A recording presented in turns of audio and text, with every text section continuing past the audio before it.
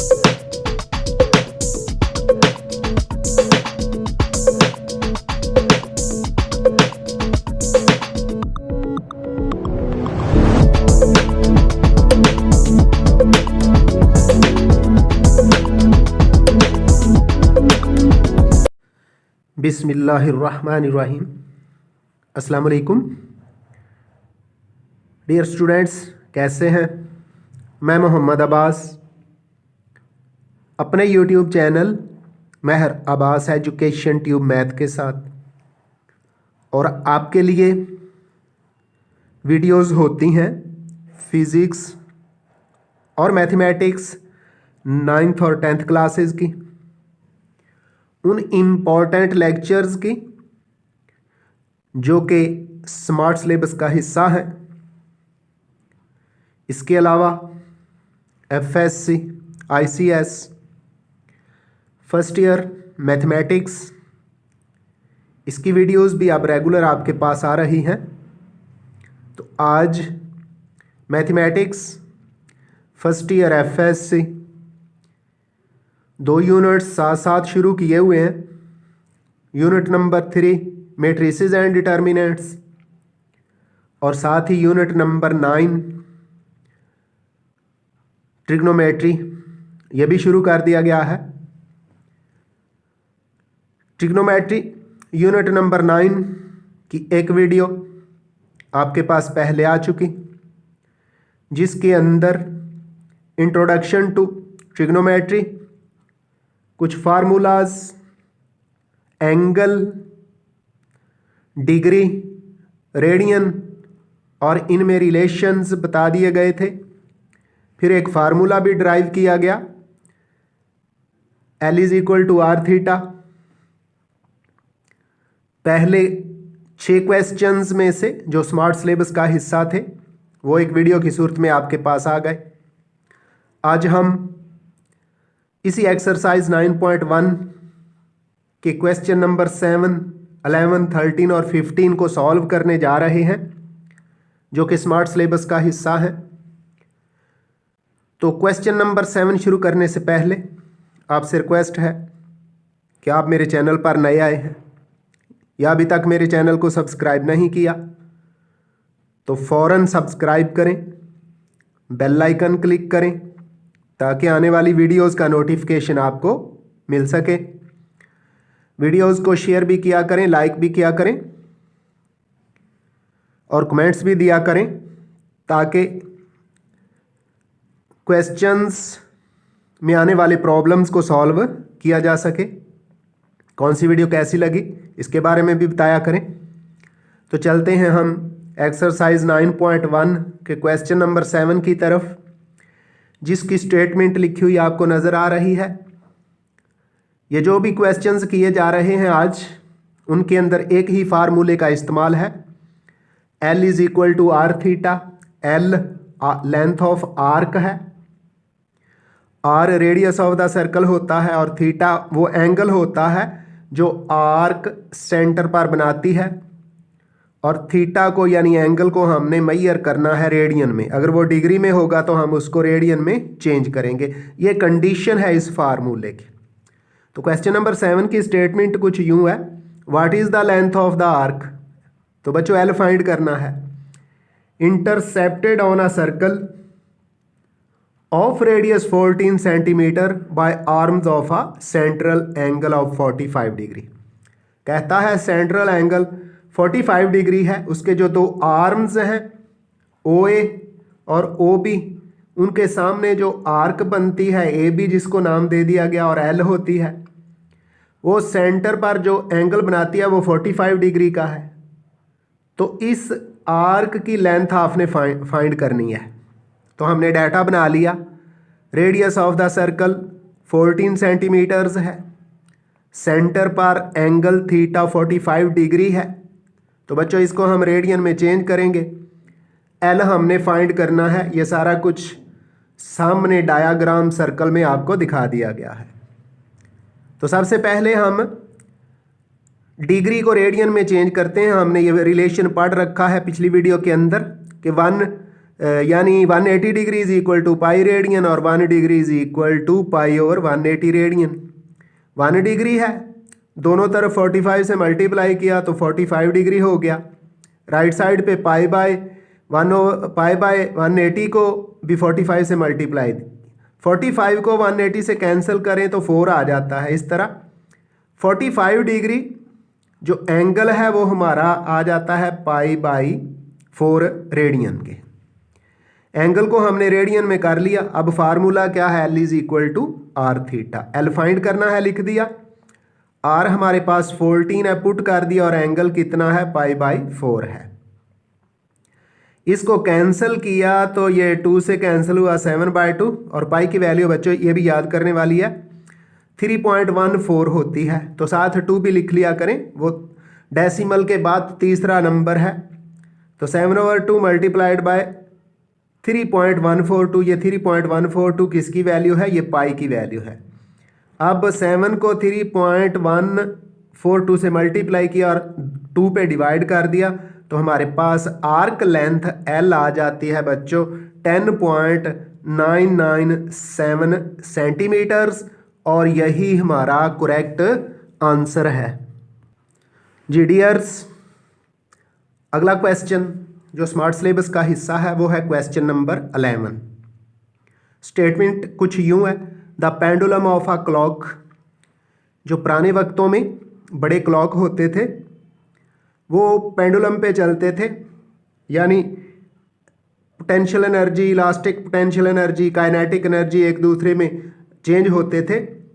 Pendulum move करता था, kinetic energy, आगे ये स्प्रिंग के साथ जुड़ा हुआ था, इलास्टिक पोटेंशियल एनर्जी, और वो स्प्रिंग आगे मुख्तलिफ किस्म की फिरकीज़ को, सर्कल्स को घुमाता था, काइनेटिक एनर्जी, और फिर जो क्लॉक की नीडल्स हैं वो घूमती थी, ये भी काइनेटिक एनर्जी।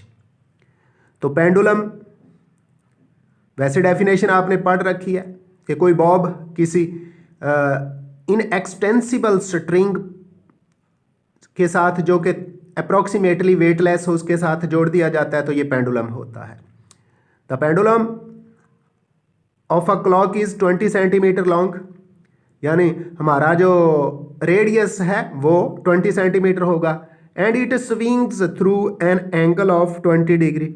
और ये जो पेंडुलम है ना क्लॉक का, ये एक घूम रहा है, स्विंग हो रहा है, वाइब्रेशन कर रहा है 20 डिग्री पर, यानी लेफ्ट और राइट में।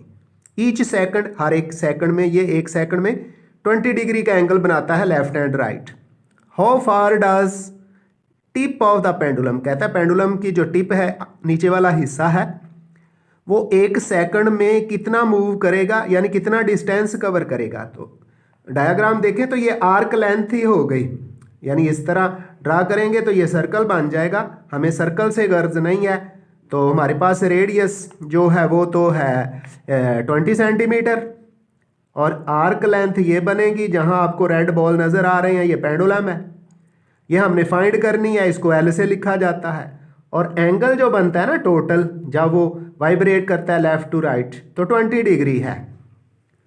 तो डाटा हमने बनाया, R is equal to 20 centimetre, L find करना है, थीटा 20 डिग्री है। थीटा फिर एंगल फिर डिग्री में आ गया, रेडियन में चेंज करेंगे, 1 डिग्री पाई ओवर 180 रेडियन, दोनों तरफ 20 से मल्टीप्लाई किया तो कैंसिल करने के बाद ये हमारे पास आ जाता है जी theta is equal to pi by 9। इसको मजीद सिंप्लीफाई करें, यानी पाई की वैल्यू क्या है 3.142 को 9 पे डिवाइड करेंगे तो 0.349 रेडियन आ जाता है। तो एंगल हमने रेडियन में निकाल लिया। L is equal to R theta formula है, एल उसी तरह आएगा। आर की वैल्यू 20 सेंटीमीटर है और थीटा एंगल यानी 0.349 है, दोनों को मल्टीप्लाई करेंगे तो ये आ जाता है 6.98 अप्रॉक्सीमेटली, तकरीबन सेंटीमीटर। और यही आर्क लेंथ है, यानी यही वो डिस्टेंस है जो पेंडुलम वाइब्रेट करते हुए 1 सेकंड में कवर करता है। क्वेश्चन नंबर 13, डियर स्टूडेंट्स, इसकी स्टेटमेंट्स को अच्छी तरह क्लियर कर लीजिएगा। कहता है a circular wire of radius 6 centimetre, कहता है एक वायर है, एक तार है जिसको दायरे की शक्ल में बनाया गया है। कट स्ट्रेटन्ड इसको एक तरफ से काट के इसको सीधा कर दिया जाता है। उसका रेडियस कितना था? 6 सेंटीमीटर था, जैसा कि हम इधर डायग्राम के अंदर आपको नजर आ रहा है। ये वायर है जो ग्रीन कलर में नजर आ रही है, एक तरफ से काट के उसको सीधा कर दिया गया, फिर एंड देन बेंट, और फिर इसको फिर टेढ़ा किया गया, so as lie along the circumference of a hoop. Hoop भी आप कह लें एक ढेर को कहते हैं, एक दायरा नुमा चीज़ को कहते हैं। तो उर्दू के अंदर ढेर का नाम देंगे कर्व्ड पाथ होता है, ऑफ रेडियस 24 सेंटीमीटर। कहता है वो जो वायर थी ना जिसको काट के सीधा किया गया था, तो उसको एक कमान की शक्ल दी है, आर्क की शक्ल दी है, और जिसका रेडियस, उस आर्क का सेंटर पर रेडियस कितना है? 24 सेंटीमीटर है। Find the measure of the angle, तो angle find which it subtends at the centre of the hoop, यानी वो जो हुप है, वो जो ढेर है, उसके सेंटर पर ये जो हमने वायर को काट के 24 सेंटीमीटर रेडियस का हुप बनाया है, तो उस हुप के सेंटर पर बनने वाला जो एंगल है वो आपने फाइंड करना है। तो R1 कह लिया 6 सेंटीमीटर, यानी ये जो छोटा सर्कल है इसके रेडियस को R1 कहा और 6 सेंटीमीटर। L हमने फाइंड करना है। θ1, ये छोटे जो सर्कल है ना, इसका टोटल एंगल कितना है? तो पूरे सर्कल का एंगल है 2 पाई रेडियन, वो हमने लिख दिया। R2 जब हमने हुप बना लिया तो उसका रेडियस कितना है? 24 सेंटीमीटर। और θ2 यानी ये जो हुप बनाया है 24 सेंटीमीटर रेडियस का, ये जो जब सर्कल मुकम्मल करेंगे तो सेंटर पर जो एंगल बनाता है वो फाइंड करना है। हमने लिख लिया पहले formula, L is equal to R1 θ1। L1 is equal to R कितना है? 6 सेंटीमीटर, और पूरे सर्कल का एंगल कितना है? 2 पाई। तो L कितना आ गया? 6 टू द 12 पाई सेंटीमीटर। ये छोटे सर्कल की टोटल लेंथ निकल आई है, सर्कमफ्रेंस निकल आया है। अब दूसरी बार L is equal to R2 θ2, तो θ2 यानी दूसरा ये वाला एंगल हमने फाइंड करना है। तो θ2 अपनी जगह पे मौजूद रहेगा, R2 जाके L को डिवाइड कर देगा। L हमने फाइंड कर रखा है, वो है 12 पाई, लिख दिया। R2 कितना है? 24 लिख दिया। तो 12 और 24 जब कैंसिल हो जाएंगे ना, तो थीटा, इसको हमने θ2 लिखना था। ये θ2 हमारे पास आ जाता है π/2 रेडियन, और π/2 रेडियन 90 डिग्री। तो सामने हमने छोटे सर्कल को काट के उसका सरकमफ्रेंस, उसकी लेंथ फाइंड की वायर की, उस लेंथ को इस्तेमाल करते हुए हमने सेंटर पे बनने वाला जो एंगल है θ2 उसको फाइंड कर लिया है। ये हमारे पास आ गया है π/2 डिग्री। तो हुप का जो तार काट के हुप बनाया गया था वो सेंटर पे कितना एंगल बनाती है वायर कटी हुई? θ2 इज इक्वल टू π/2 रेडियन का एंगल बनाती है, और यही हमारा करेक्ट आंसर है। Question number 15, examination point of view से वेरी इंपॉर्टेंट स्टेटमेंट सुन लें। सामने डायग्राम भी मैंने बहुत अच्छी तरह बना के क्लियर कर दिया है।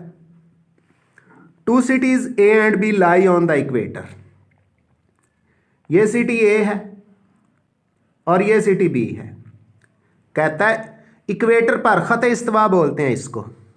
2 cities A and B lie on the equator such their longitudes, खतूते अर्ज बलद और खतूते तूल बलद। जो लॉन्गिट्यूड है खतूते तूल बलद होते हैं, यानी हमारी जो अर्थ है ना, ये बिल्कुल भी स्फीयर नहीं है, ये एलिप्टिक है, अंडे की तरह है। तो कभी भी अंडे के अंदर से लाइन गुजारे तो लेंथ और उसकी विड्थ इक्वल नहीं होती। तो जो लंबाई के रुख है उसको बोलते हैं लॉन्गिट्यूड, तूल बलद, और जो लैटिट्यूड होता है वो अर्ज बलद होता है, वो लंबाई लेंथ कम होती है। यानी पिचक के हमारी अर्थ जब अपने एक्सिस के गिर्द और फिर सूर्य के गिर्द घूमती है तो ये पिचक कर चलती है, थोड़ी सी एलिप्स बन के चलती है, इसलिए इसको स्फीयर नहीं कहेंगे। लॉन्गिट्यूड के साथ ये जो है 45 डिग्री ईस्ट की तरफ, ये ईस्ट है, इसकी तरफ बनने वाला एंगल 45 है, एंड 25 डिग्री वेस्ट है, और वेस्ट वाली साइड पे 25 डिग्री का एंगल बनता है। किसके साथ? इक्वेटर के साथ। Find the distance between the two cities. ये जो सिटी ए और बी है इनके दरमियान डिस्टेंस, तो ये आर्क लेंथ ए और बी क्या फाइंड करनी है हमने? आर्क लेंथ फाइंड करनी है। Taking radius of the edge 6400 kilometres. तो बच्चों ये आपने 9th क्लास के अंदर जो ग्रेविटेशन वाला यूनिट है ना, उसमें पढ़ रखा है 6.4 × 10⁶ मीटर्स। तो ये जो 6400 किलोमीटर है ना, जब इसको मीटर्स में चेंज करेंगे और साइंटिफिक नोटेशन में लेके जाएंगे तो ये 6.4 × 10⁶ मीटर्स ही बनता है। ये है, ये रेडियस है। हमने क्या लिखा? Radius is equal to 6400 kilometres. और दो जो सिटीज हैं ए और बी इनके दरमियान वाला डिस्टेंस ये है। आर्क लेंथ ही बनी ना, ए से बी तक आर्क बन गई इस सर्कल की। ये कितना है? एक तरफ 45 और दूसरी तरफ 25, तो टोटल एंगल क्या बनेगा? दोनों को ऐड कर दो। Theta is equal to 45 + 25 degree is equal to 70 degree. ये डिग्री में आया तो डियर स्टूडेंट्स इसको चेंज करेंगे रेडियन में। 1 डिग्री क्या है? π/180 रेडियन। दोनों तरफ 70 से मल्टीप्लाई कर दिया। 70 degree is equal to 70 × π/180। Cancel, simplify किया, यानी 0 से 0 कैंसिल करेंगे। फिर 7 जो है पाई की वैल्यू 3.142 से मल्टीप्लाई होगा और 18 पे डिवाइड करेंगे ना, तो हमारे पास एंगल आ जाता है 1.2218 रेडियन, क्योंकि रेडियन में ही चेंज कर रहे हैं। एंगल आ गया हमारे पास कितना? 1.2218 रेडियन। इसी को इस्तेमाल करेंगे। अब हमने फाइंड क्या करना है? ए बी जो दो सिटीज़ है इनके दरमियान आर्क लेंथ, उसको एल कहते हैं। तो A B is equal to L is equal to R theta. तो L is equal to R की जगह 6400 और थीटा की जगह 1.2218 रेडियन पुट कर दिया। इनको मल्टीप्लाई किया तो ए बी का जो डिस्टेंस है, यानी दोनों सिटीज़ का जो डिस्टेंस है, is equal to L is equal to, इनको मल्टीप्लाई करने से आ गया 7800 अप्रॉक्सीमेटली 20 किलोमीटर। यानी सिटी ए और बी के दरमियान अप्रॉक्सीमेटली तकरीबन जो डिस्टेंस आता है वो है 7820 किलोमीटर्स। और यही करेक्ट आंसर है। बच्चों आइंदा मिलेंगे एक नई वीडियो के साथ। वो वीडियो है फंडामेंटल आइडेंटिटीज़ ऑफ ट्रिग्नोमेट्री। तो उस वक्त तक इन क्वेश्चंस को खूब अच्छी तरह तैयार करें। आइंदा मिलेंगे। दुआ में याद रखिएगा। अल्लाह हाफिज़।